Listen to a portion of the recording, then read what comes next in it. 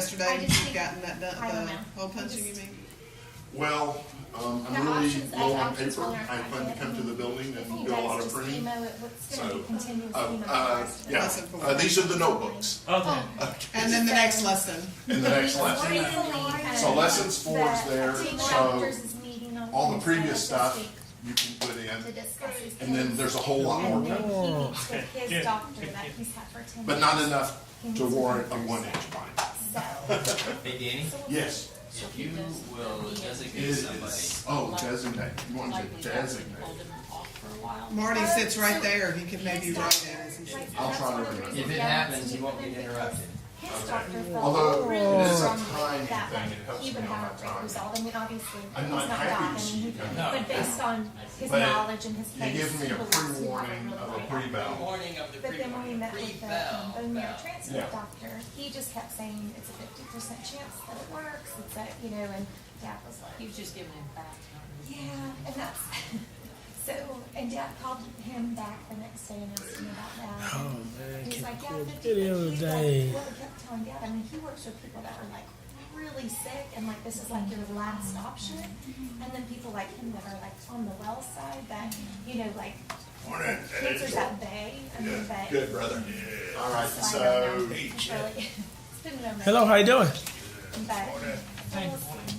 Just praying that the doctors will give him the information he needs. And my mom's really nervous about it. And does she have a feeling?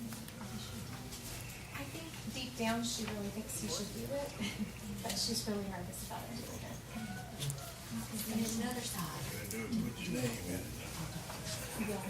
that would be probably good. I should have a setup for your name. My name is, especially when I do the middle school. It's probably his best Bring a option. Sharpie, write your name But there. with- Yeah, but sometimes I'm able to reuse them, so I'm hesitant to Sharpie eyes. But then if they take it with them, they can Sharpie their name. Yeah. But if I actually gave them It is, a front yeah. page, my name But it is, would be like wouldn't work, huh? taking Sharpie. medicine for high People blood wanna see pressure. up You front took if it it's every in day there. for The last 2 years, 20 years. Yeah. His numbers would go up and Yeah. I think there's enough out. All right.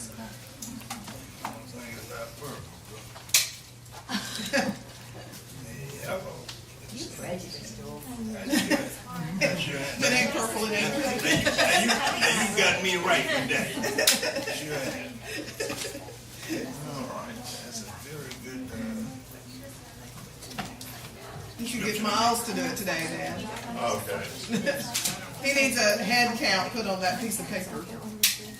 Yeah, this piece right here, at some point, write the number for, Of course, you need to put it so that they can see. yeah, I lost my grandparents. you've seen it done. All right. We're good. Once again, I think you heard me saying that it's helpful actually for me to know. There's less than why I got $4 some in It's help. like reasons, things like that. So yeah, there should be 4 sheets. Yeah.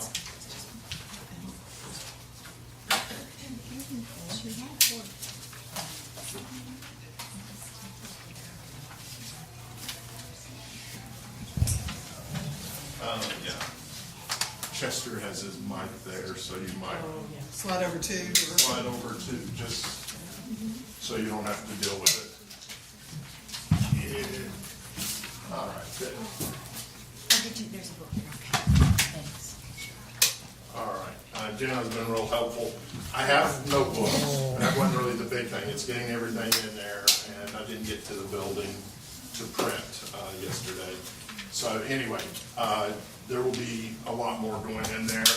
I think some of y'all kind of had an interest in the Gospel of Thomas, had at least a copy of that, and I've got a proposed gospel, Q gospel. So they'll give you a chance. We'll do a little bit of work with those on that. All right, Chester, can you lead us in opening prayer? Yeah. Thank you, Heavenly Father, for allowing us to be here. And thank you for all you do for us. Please bless our Bible study and Please bless all the other teachers that are teaching. In Jesus' name, amen. Amen. All right, so anyway, you should have your notebook, lesson 4. I've hole punched everything else, so if you still have that material, you can put it in there, or there is a little bit of it here, and it's also online. Okay, so we are, this is our class looking at the case for Jesus, the case for the Christ that we're going through, and today we're kind of looking at the Gospels themselves, because those represent the eyewitnesses. All right, now some folks say, oh, it's much later, this, that, and the other, but this is written to who were eyewitnesses. One who kind of was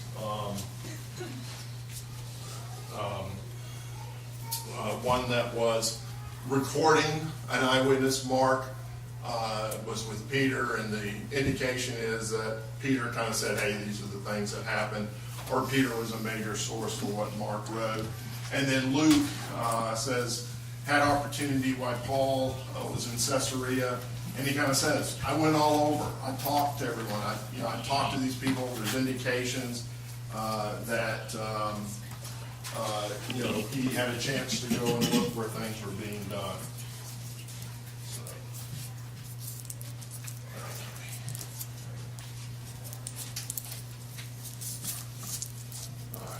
So, as we said, we're here, lesson 3, do the eyewitnesses stand up to scrutiny?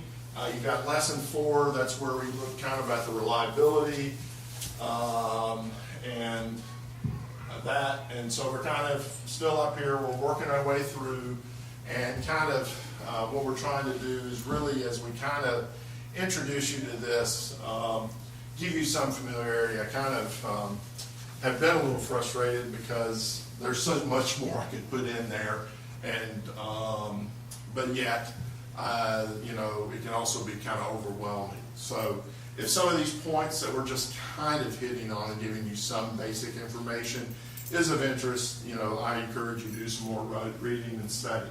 All right, where we kind of come from this is this presupposition that's really what we have. Is we have the harshest critics who say that the New Testament is, well, even they'll say the whole Bible, but we're focusing on the New Testament because kind of if we can demonstrate the New Testament evidence, and we're dealing with the Christ, that we really can overwhelm or have a good counterpoint. But the basic point that we're looking at is that, Jesus, he's a lie, he didn't even exist, some will go so far as to say, but that it is a bunch of myth and legends. That is really in a nutshell. That, someone will say, yeah, you believe in tooth fairies too. So we're going through looking at the facts, looking at what we know, at the evidence, and from that, we really see it doesn't hold up, that statement. Okay? That statement does not stand scrutiny. So, in that case, we then are saying, okay, really, why then do they say this? Why do they really kind of come up with all these imagined scenarios? And that's what they are. There's no evidence for, Jesus was a peasant, kind of a revolutionary, that got crossed with Rome, and that a generation later, as it was going to the Gentiles, that Jesus was deified, like, the Caesars were deified, and miracles added, and all of this, and so that it all builds up. That is the basic kind of story. And as we're looking here, we're going to show that, well, no, there's not enough time. But the reason, why come up with these things? And it's this presupposition. Nothing exists beyond the natural realm. Philosophical naturalism. The presupposition belief that only natural law and forces occur. Now, the one thing the New Testament has is a lot of miracles, right? So that goes totally against naturalism. So how do you explain that? So the presupposition in really that whole thing about story tell, fairy tale, tooth fairy, all of that comes from this presupposition. So that when they read the New Testament, they don't come up with a supernaturalism, a supreme being. Now, at least in the U.S., 90% of the population is willing to say, yeah, I think there is a supreme being. Now, we may disagree as to what that supreme being is, but that they will admit that. So we look at the Bible and we see that this, from our evaluation, from God, a supreme being, and that we are created. So a very different endpoint that you come to, and it's all, is there something above the natural order? So as we kind of said, as you build up, okay, there's supreme natural being, we build up these steps. And so that we then say, well, of all of these things, the things about Jesus, the Old Testament, it all starts kind of coming. But where we start is asking the question, is there a possibility of a supernatural being? And we say, yes, there is. But even at that, we're gonna, it's like Wednesday night's lesson, okay? Or even this really here. We ask, okay, how could we expect the apostles, these 12 guys, fishermen, tax collectors, etc., to remember these things that happened? Okay? If we're on the supernatural, we look at John, and John says, hey, a helper's coming who's going to help you remember. And so, that whole thing suddenly kind of is, it's not a big question because we have that kind of source. But we realize that that's a presupposition we make. So what we're doing is we're saying, okay, guys, we're not going to say, hey, we have this piece of scripture here that gives us confidence. Instead, we're going to work our way through some of the questions that you have. So, we're going to examine it and determine if it holds up as a witness. Is it a witness that can be trusted?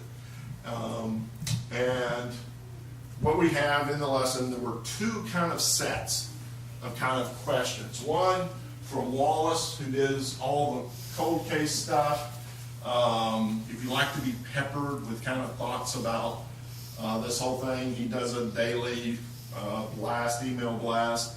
You can sign up for, and I would say I appreciate 70 or 80% of what he sends out. Was the witness truly present to see what he or she has claimed to have seen? So that, this is he's coming from, hey, I'm a detective. Was the witness present? Can they be verified in some way? Has the witness been honest and accurate over time, or did his or her account change over time? Does the witness possess a bias that would motivate him or her to lie? So those are kind of the four, and he says, hey, whenever I'm coming in to look at a crime, talk to a witness, these are the questions that I ask. And so, we say here, at least to the best of our understanding, you've got Matthew and John. They were present. They were there. So they have good potential as a witness.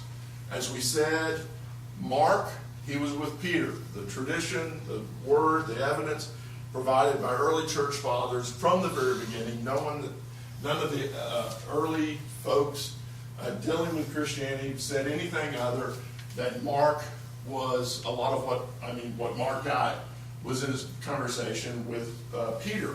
And what's kind of interesting is, Peter was a very outspoken guy, right? Yes. Oh, yeah. So, an outspoken guy. And so, but if you look at Mark and look at some of the things, he kind of messed up some. Like, saying, hey, let me walk out in the water to you. I mean, just several things here. And I suggest I probably should have had this as an exercise, but I had y'all doing so much anyway, is that that when he kind of talks, it's like he doesn't put Peter in as bad a light as some of the other gospel does. He kind of tones it down. So I invite y'all to look at that, but that's, commentators have kind of seen that. And then Luke, as we said, was a traveler with Paul. He definitely had occasion while Paul was in prison to go visit, talk to these folks. And some of the, at least I think what Mark, probably Matthew had been written before Luke. Good potential to believe that. So, so we have kind of, we're dealing potentially with some pretty good witnesses. There's some people that had opportunities to talk to, people who saw it firsthand. Can it be verified in some way? And so in this, we're going to look at this is where we kind of depend on some archaeology stuff, some history things, and especially Luke. Luke is a first-rate historian. I mean, better than even, I think, some of the historians that get credit of ancient. And so we're going to kind of look at some of that when we're kind of dealing with archaeology mainly. Has the witness been honest and accurate over time? Does his or her account change over time? That's a really early count. You are counting really early, right? Okay. Okay, give me gray hair. And so here, what are some ways that we know, or you would state, hey, here's a piece of evidence that the Gospels are being honest? When they all match. Although there are some who would argue they don't, but we're going to look at some of that and kind of show, well, if you really look at it, they do match. Is that historical? There are some. When he says, would, at this time when this person was governor, or... yes. So there's honesty there, although that also kind of fits a little bit in the, accurate. Yeah, you're correct, sorry. Okay. I was focused on the honest part. What's one way that we can show that's honesty? Same thing that kind of shows, hey, we have pretty good confidence in the prophets, because look what they say about David in this case, in this case, in this case. They don't always put it in a good light? They don't always put the individuals in a good light. And so, there is, if you're kind of telling out the whole dirt and making, apostles look bad, that's one example of potential honesty. And now what's also kind of interesting is that the critics, they kind of look and they think of before the Gospels as kind of the Wild West of the Gospels. Okay? That, it was changing, it was fluid, and you look at the copies, all the multitude of copies we have, the way they kind of describe things, it just doesn't add up. That there is a consistency there in the variations. Most of them are scribal eras, and then we get down to the others, we're like 40 lines. Possess a bias. Well, I think they do possess a bias, but I don't know that necessarily in this case motivates them to lie. But we will say they have a bias because the indication is they claim, hey, we've seen Jesus. We've seen this guy. So we'll hold that one. Okay, so Strobel's, the case for Jesus, he has 8. The intention test. Determine whether what was stated or implied accurately preserved in history. So that was also in the other with a different. But it was that intention. Luke, hey, this is my intention. John has that, some of it. So at least 2 have pretty well described, hey, my intentions was to be truthful. I wasn't writing some piece of fiction here. That ability test. So some would argue, well, most people were literate there, but I think you even look through the scriptures, you can see, and again, Jewish, that there was capability there, and there's a whole lot more that we can get in on just reading and stuff like that.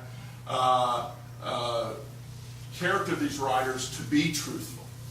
Okay, so that's a thing. Consistency test. That's your contradiction, sort of. You have 4 witnesses here. Did they contradict? A bias, whether the gospel writers had any bias that would color their work. And I think the fact that they're Jewish.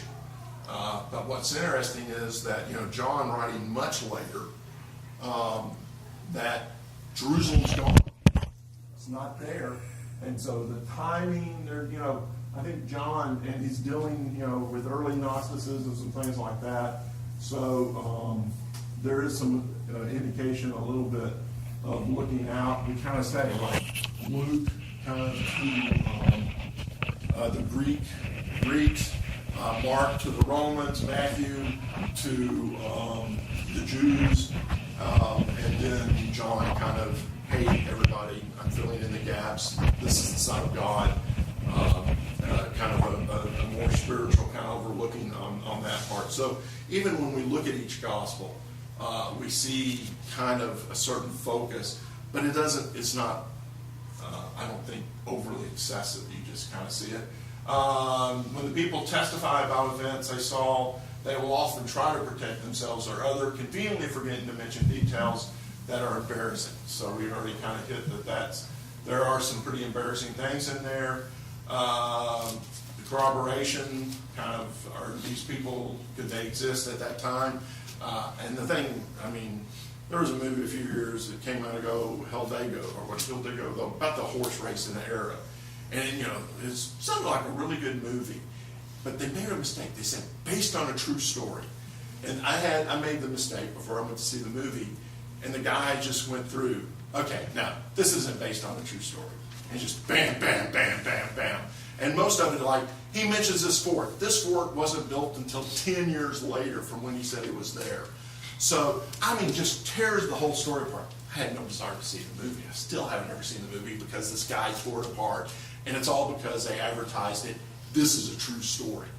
And they should have said, hey, this is a really good story. And I could have enjoyed the movie. So, but anyway, it's that whole kind of mindset. Does everything corroborate? Let's see. The test asked the question whether others present who have contradicted or corrected the Gospels if they had been distorted. And that's kind of where part of this time thing comes. That the critics, and we're kind of picking on the Jesus Seminar, they want the Gospels kind of written after these people aren't around to contradict. So you can add miracles, what else do you want to add? You can add, you just put it all in there because all the witnesses. Well, as we kind of have the timeline and the argument is, even there's still people alive. And where we look here at 1 Corinthians 15 today, right? Paul, 1 Corinthians, critics, yeah, Paul wrote that, yeah, in the 50s. Okay, these things happened in the 30s. Paul made some pretty bold statements. If he really couldn't back up those statements, or if someone said, hold on a second, there was no one ever in Galilee, my uncle was whatever, he never heard that story. So, and there's some other things we may hopefully kind of get thrown in that just shows when we're looking at people who weren't even Jews, Greeks, that weren't Christians, and throw them in there, that really even kind of back up what we read. So as we said, these are undisputed, and they'll kind of rate these times. I think some of them we may move back a little bit, but not too much. And so, let's see. Okay. So here's kind of, what we were saying. Hey, Jesus, his ministry, 27 to 30 AD, give or take 2 or 3 years. Jerusalem destroyed 70 AD. And what we have here, these kind of flags, these represent some of the oldest papyrus that we have, generally coming from Egypt, but pieces that have been preserved. So we have a papyrus of Matthew 21, dating from 100 to 200 AD. Now the critics will try to move it to 200 AD. I'll try to move it to 100 AD. So, but this is just saying, hey, this is where the paleology is. Like the Ryland document I've seen, some ranked it as close as like 125, 130, which is pretty tight.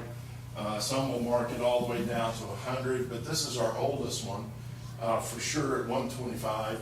And again, some would say, hey, Matthew is. So here you have the Gospels, 100 to 125. You got Clement quoting 10 New Testaments and kind of a general to the Gospels. So really, it's around 95 AD with his kind of quoting in his letter that kind of start nailing this down.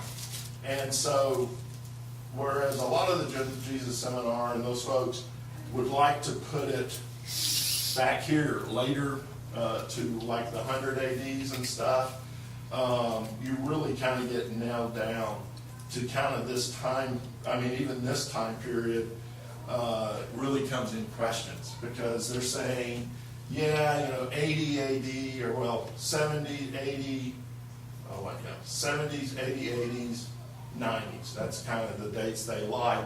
But, they're saying John, well, John could have been writing in 95, we'll give him that. But, all of these, the reason they put them later than 70 AD, happening after 70 AD, is because they talk about Jerusalem falling. About, I'm going to tear this temple down. Okay? So, and, talking, just, basically a prophecy. Well, if I do not believe in supernaturalism, if I am a pure 100-proof naturalist, what is the only way that I can talk about Jerusalem being destroyed before it's been destroyed? After the fact. So, because they mention this prophecy about what's going to happen to Jerusalem, they're automatically marked later. And so that is due to a presupposition. So we're trying to behave with our presuppositions. So I kind of get a little unhappy because they automatically put them to those dates because of that. But that's the reason. There's no other reason than that. Okay? I have a question. Yes. So why are most of the manuscripts, why were they found in Egypt? Egypt's dry and hot, mainly dry. So there could have been some in this region. Oh, absolutely were. Absolutely. They just didn't remain preserved. They didn't remain preserved. And so how would they have gotten to Egypt? I mean, were they all over the world at this time? Well, all over the Mediterranean world for sure. I mean, we look at the case. I mean, okay. You've got the oldest one is John. All right, 125. The 175s are the really, really picky people. Most will put it around the 125-ish. Okay, John, 90s. So this 30 years from when it was written. Oh, sorry, I didn't mean to interrupt whatever you're saying, but I seem to remember hearing at some point that some of those manuscripts got to Egypt through Alexander, trying to create that large library there. And through his conquest, picked up various things and taken it with him. Oh, okay. Okay, although by this time that library's been burned. But the culture was still there. That culture and mindset was still there. Jews from when the Babylonians, Jeremiah, all those folks ran down. So there was a strong Jewish community in Alexandria. And where these were found was a backwater town in the dump. Okay? So these were documents worn out, finally were thrown out of the house. But, John's writing up off of Turkey, not too far from Ephesus, but still he's exiled on an island. So he would have written that in the 90s. So within 30 years, you have a copy that's been trashed in Egypt. But that's what would happen. I mean, okay. So, and that's part of where, when we look, when you look at the Gospel of Thomas, when I say, hey, I finally got a copy to you, look at it. You're going to do the same thing that every Christian community did in this time period. You're going to look at it and you're going to say, does this sound like what I've read in other of the 27 books, and does it sound like it is saying the same thing? Do I know the authority? Who's this from? Was it an apostle? Does it match what I know and what I have confirmed? And when you read the Gospel of Thomas, there's some things in there you're going to disagree with. And then just even the way it's kind of written, you're going to kind of say, this doesn't really match up. And so that's what would happen. These documents would come in. And it really exploded. Now, I get into really the apostles of past, and I'm in that really the 100 as I ramp up to the 200 and on. These sort of fake gospels will then really explode. Part of them come from, I just wonder what Jesus was like as a kid. Okay? So some of these will be trying to kind of answer those questions after you've read and say, I'd like to know more. There's some, though, that are false teaching, and that's the Gnostic documents, kind of saying, hey, there's this secret gospel that really tells you what was going on. Have I answered? Mm-hmm. Sort of, okay. And we'll get into a little bit more of that. But, no, these were scattered. And so, people would make copies. And then, just like you read, you look at Colossians, look at, saying, hey, you read this and you pass this on. And you read what I sent to them. Okay? So, with Paul's. In fact, I think that a very good case can be made as why Christians went to the Codex. It was Codex, Christianity didn't invent it, but Codex, the way we have our books today, Christians favored that and really ended up that's what everybody ended up using at one point, is because of the letters of Paul. That a scroll is pretty good, like if I'm doing Isaiah, I can roll back and forth. But let's say that I've got all of these letters of Paul that are fairly short, and I want to be able to go and find them. A scroll can be very hard to do that. Codex, much easier to get to the right place in the book. And so that there are some who argue that we have a codex, or the books that we have the way we have today, because of the multiple letters of Paul. Yes, Jesse? I thought Codex was a camera. That's Kodak.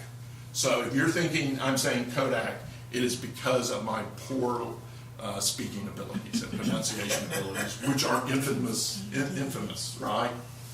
Okay. That's right.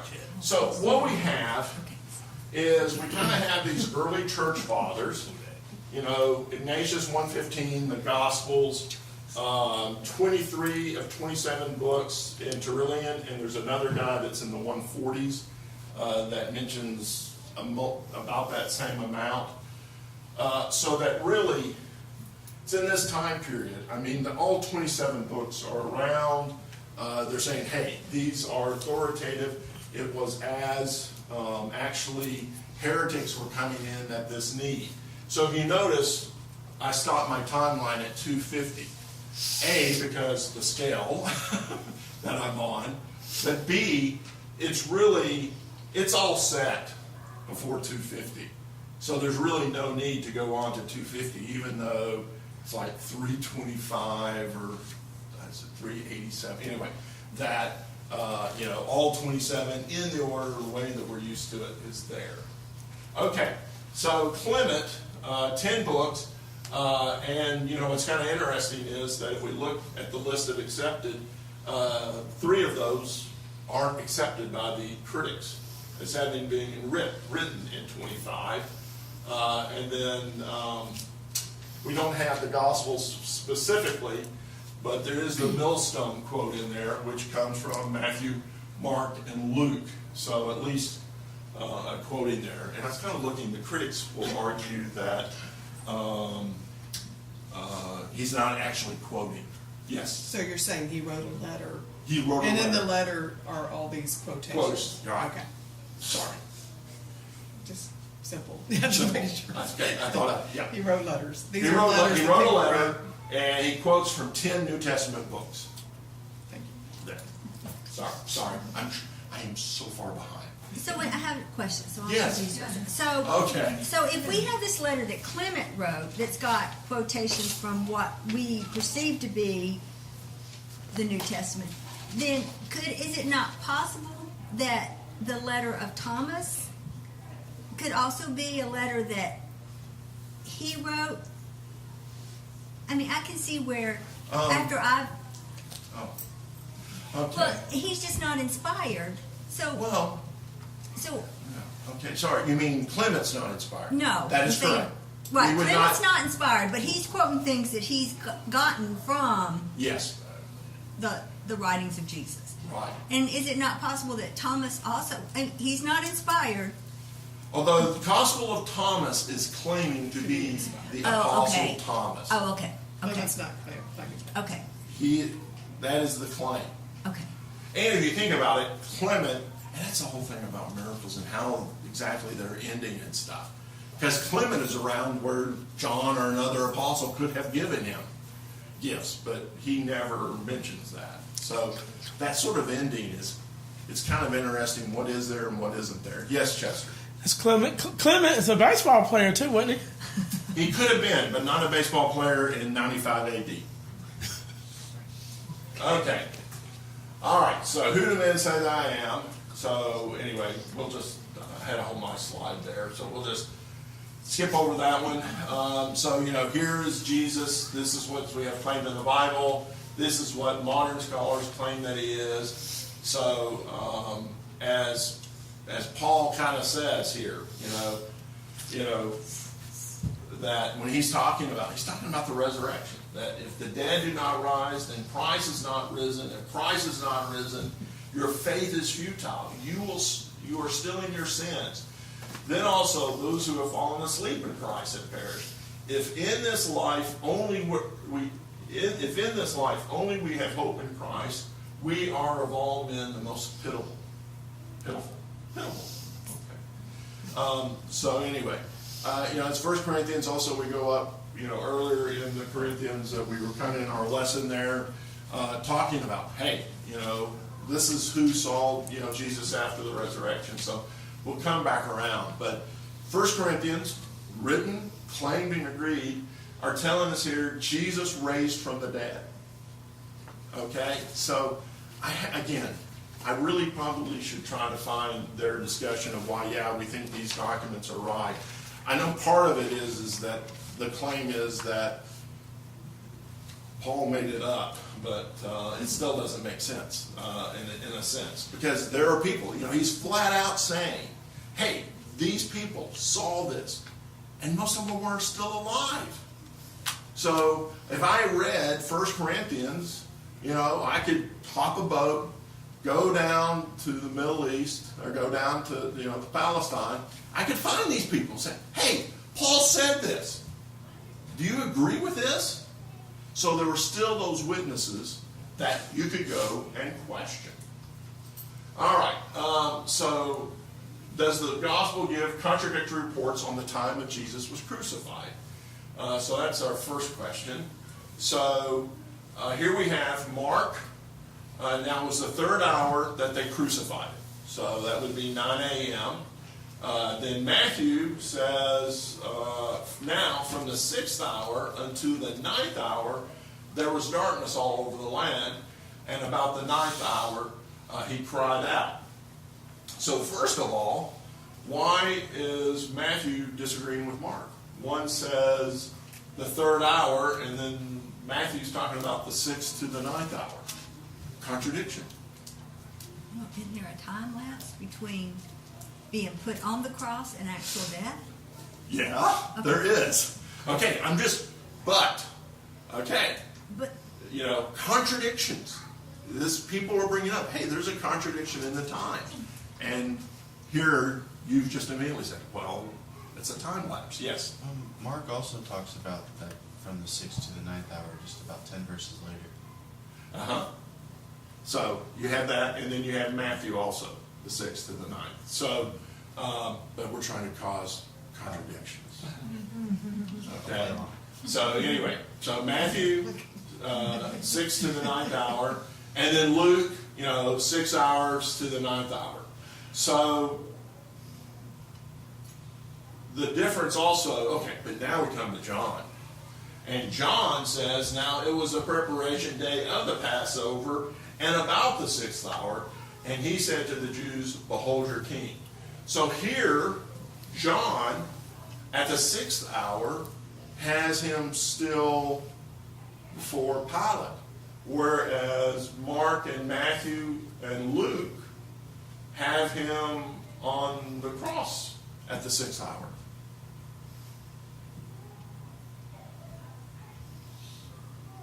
The Bible contradicts itself. Okay. To me, it's pretty obvious, but I was actually reading a fellow who said, this is maybe the best I do. So, I mean, some people really are very hesitant to ever make a commitment. Okay, so Mark, Matthew, and Luke. Based on our general thinking, they were written earlier, right, than John. That John, pretty much everybody agrees, wrote in the 90s. So Jerusalem in the 90s is gone. And so what you have here is 2 times. In other words, that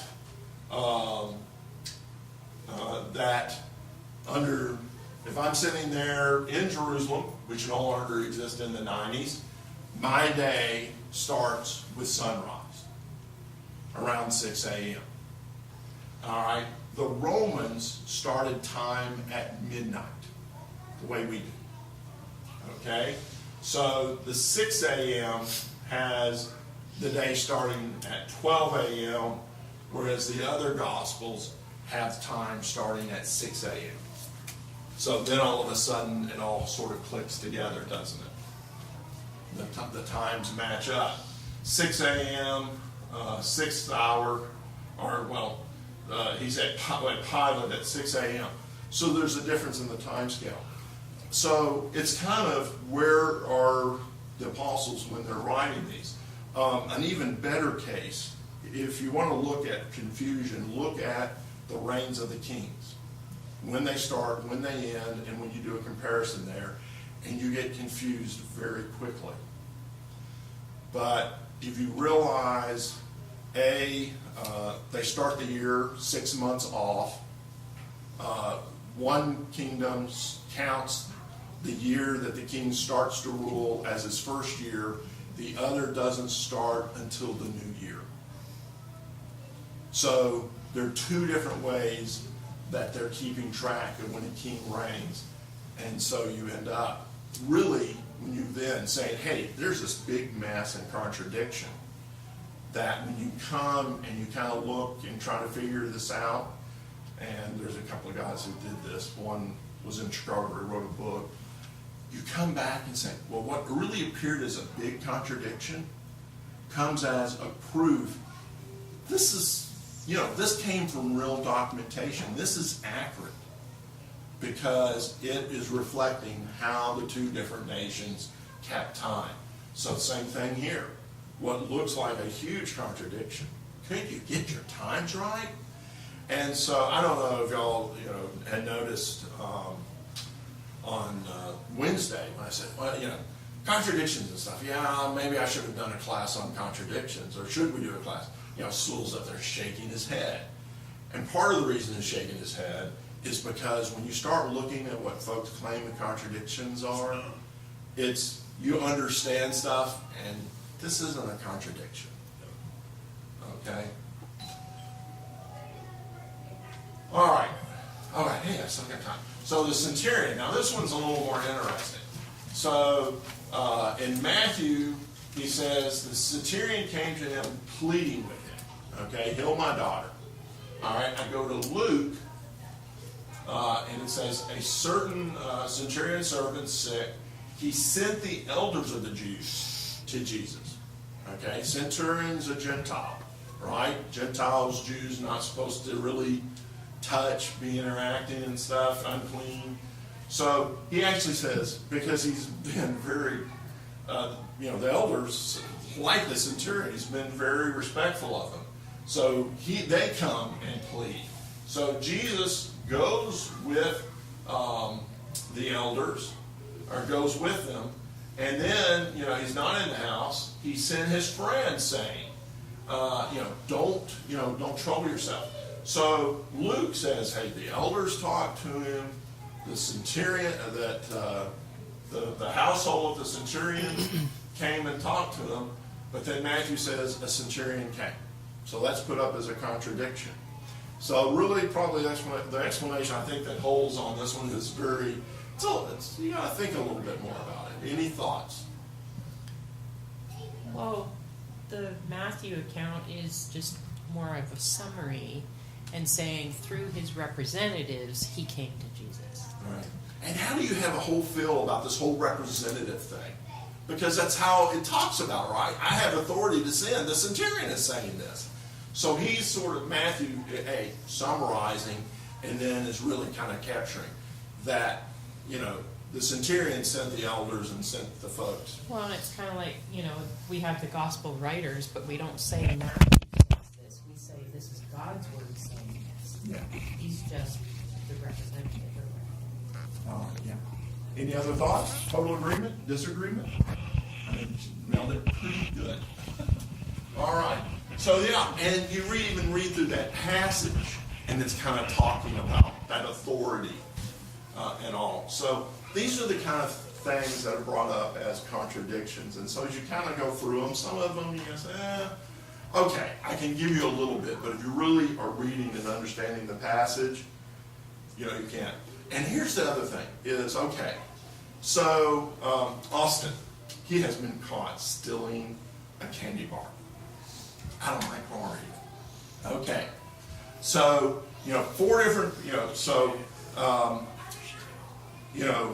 and actually there was 4 of them involved. My boys and somebody else. So there was 4 of them, all cupboards, swiping candy bars left and right. Okay. So, if they have a chance to talk to each other, you can get your story straight, right?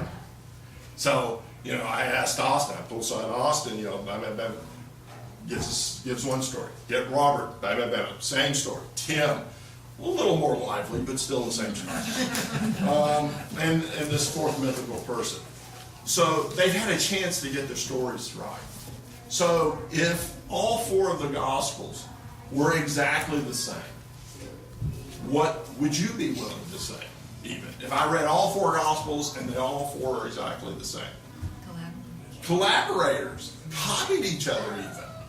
I mean, that's one of the ways you capture cheaters on tests, using the same exact words and all. So you don't expect for either criminals who are trying to explain why they stole all my candy bars that are sort of mythical in my car. They've had a chance to collaborate. So here we have the 4 different, when we even look at those books, we kind of say, there's a focus here, there's kind of this mindset, here in writing those. Actually in the cold case book, kind of flipping, that's where I was going first, is that a crime's committed, 2 different witnesses, see the crime, and they're from 2 different sides. So one sees a gun, the other doesn't see a gun. One sees the robber smiling, the other sees him frowning as the gun is being held on the cashier. Okay, their testimony is going to be different. So all of these are coming from a different perspective of the 4. And so it's sort of kind of expected for them to be some differences. And he also gives a nice example of there was one person who was a witness. I didn't know he was a witness. He heard kind of the statements of everybody else that spoke, and then he kind of gave his statement. And what he tended to do was fill in the gaps. What does John tend to do? Fill in the gaps. We would be totally clueless if not for the Gospel of John as to sort of the chronology. That indeed Jesus, it was 3 years. You would not get that from Matthew, Mark, or Luke. It's John. Kind of people saying, now how long did that go on? When was that? So John kind of filled that in. Okay, hopefully y'all enjoyed the class. There were good questions and comments. You have a notebook now, and more stuff will be coming hopefully sooner rather than later. But Thank you. Chet, you okay Do you today? have any lesson threes? I think there See are you, man. some. See you too, buddy. Yeah, man. I think there's some there, and then online, and then also, I'm probably going to print out the first sets because maybe not everybody has them in the notebook. So one way or another, you'll get lesson 3. All right.